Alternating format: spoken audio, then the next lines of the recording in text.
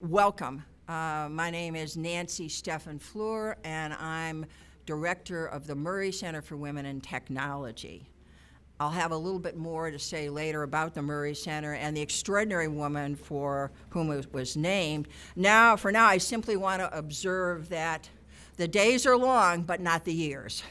And it hardly seems possible that 20 years ago, I was standing in not this very room, but actually on the same kind of spatial footprint in another very similar room at the dedication of the Murray Center.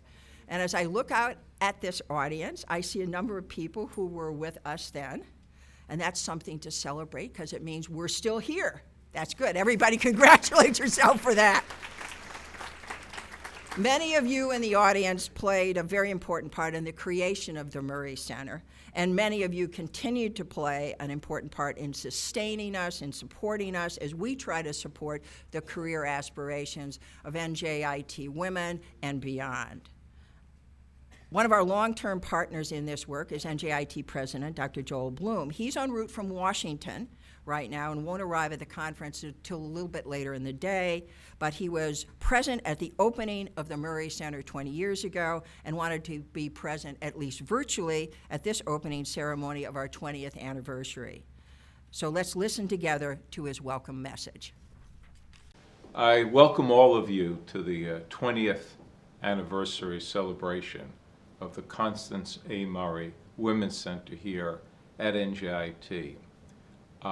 When I arrived here in 1990, I met this incredible dean of students of ours at that time, Connie Murray. Connie wound up serving as a mentor for me as I learned about the important role of women in the STEM fields, in science, technology, engineering, and mathematics. Shortly before her very untimely death in 1995, we opened the Center for Women here at NJIT in Connie's name. That center has gone on to do outstanding work in attracting, retaining, and graduating women in the STEM fields, science, technology, engineering, and mathematics.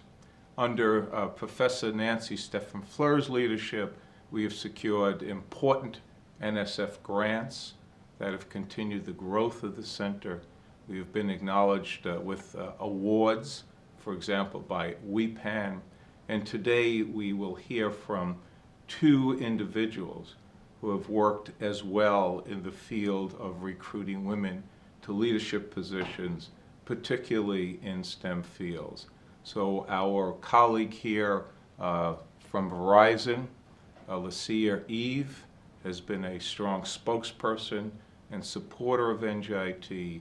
Verizon has had a long time relationship with NJIT, particularly supporting our pre-college programs, FEM, for example, grades 4 through 12, and helping us to create the pipeline for women in engineering. This summer, along with Verizon, we will have an institute here for women in coding. I look forward to hearing her comments, even though I won't be present. I'm sure they will be recorded. Unfortunately, I have a conflict in my schedule. And also from hearing from Danielle Feinberg, a very accomplished computer scientist who is doing amazing work at Pixar Animation Studios. So again, I welcome you all to the celebration of our 20th anniversary of the Constance A. Murray Women's Center here at NJIT, and I hope you have a very rewarding day. Take care, and thank you. At this time, I'd like to introduce Provost and Senior Executive Vice President, Dr. Fadi Deek, who will extend Dr. Bloom's opening remarks with some of his own.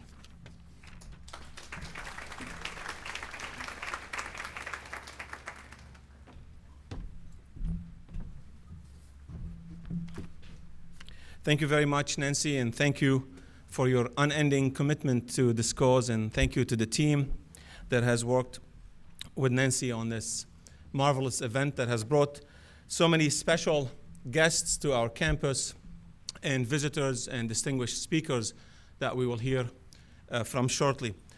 Good morning again, ladies and gentlemen. and thank you for being here despite the rain.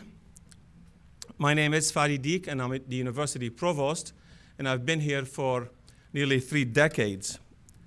So I'm delighted to be at this event to celebrate with you the 20th anniversary of the Murray Center for Women in Technology. Like Joel, I met the late Connie Murray, but in different circumstances. When she was the Dean of Students, I was myself an undergraduate student at this university. I also met Ann Wiley, the late Ann Wiley. You will hear both those names later in the day, and Ann was also another force behind the success of the Women's Center. I am certain that they are proud of the essential role that the center they created plays in supporting women students at NJIT, the majority of whom are in the STEM disciplines. The Women's Center, thus, is very important to NJIT, but also is important to the state as well as a nation. And let me tell you why. Statistics from the federal government, you already know, show that women make up half of all college-educated workers in America. Yet they only account for roughly a quarter of the workforce in the STEM field. And also, by the way, enrollment at STEM universities, including ours, are the same. Roughly a quarter of our enrollment is women. At the same time, surveys show that within 3 years, by 2018, New Jersey companies will need to fill roughly 300,000 jobs. So the state of New Jersey is indeed facing a STEM crisis, but in fact, America has a big challenge too, because nationally, the US expects to create 10 million STEM jobs in the same period.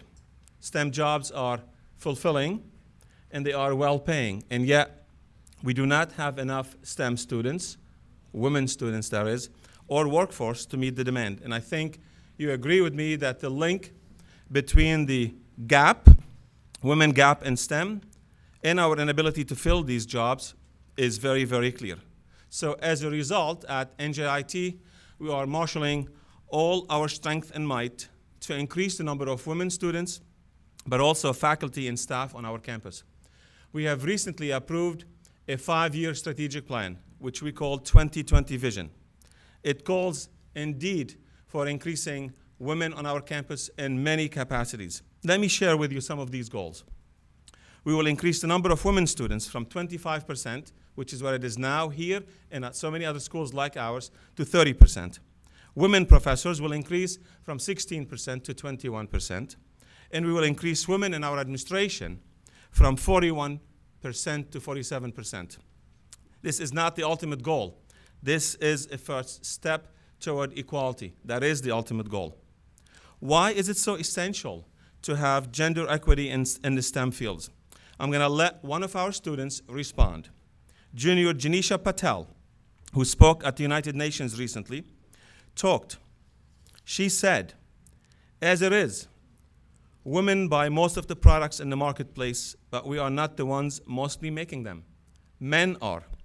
Janisha added, for those who wear contact lenses, imagine walking out of your house wearing only one lens. Not only will you not see the whole picture, but you will lack perspective. If women made up half the STEM workplace, they would diversify products and the national economy in a way never seen before. She's right, and I know you all agree.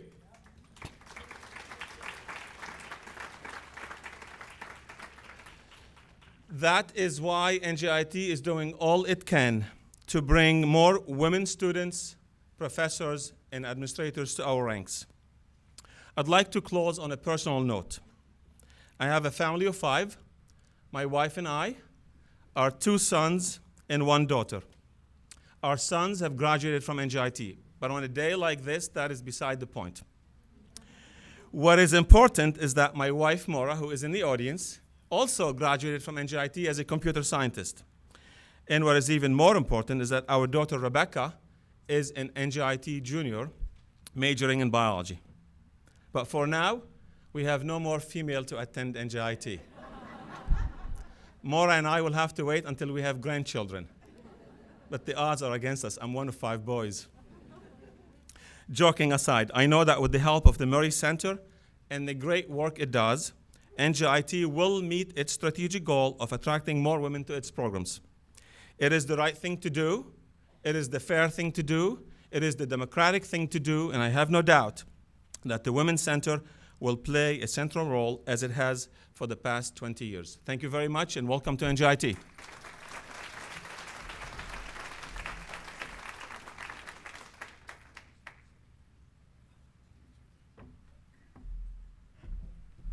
I want to introduce, I see in the audience, Liz Garcia, who's the co-vice chair of our Board of Trustees.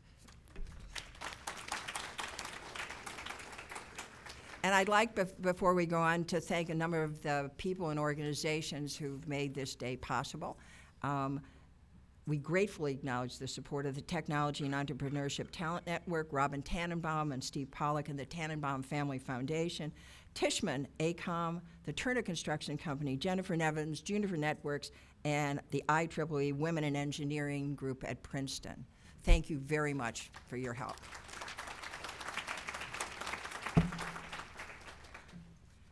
I now welcome to the podium one of my colleagues and frequent collaborators, Kay Turner, Vice President of Human Resources.